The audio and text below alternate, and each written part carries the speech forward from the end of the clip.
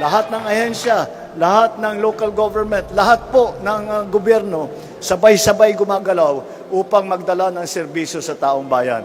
Yan po ang aming hangarin. Asahan po ninyo na kahit tayo'y humaharap sa hamon ngayon, basta tayo'y magtulungan.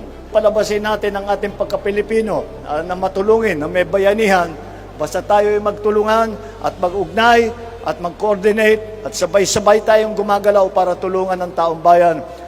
Masaya po ako kasi selected po ako. Malaking tulong po din siya sa pag-aaral ko. Lalo na po ako, gusto ko po din makapagtapos ng pag-aaral despite po sa aking edad at saka solo parent pa po ako. Napakalaking tulong po, lalo na ngayon na napakahirap ng biyahe namin, napakamahal po ng gasolina.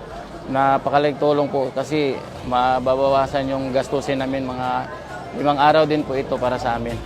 Kaya asahan po ninyo, inyong pamahalaan ay lagi pong nandito, lagi pong naghahanap ng lahat ng paraan upang makadulot ng kaunting ginhawa sa buhay ng ating mga mahal na kapwa Pilipino.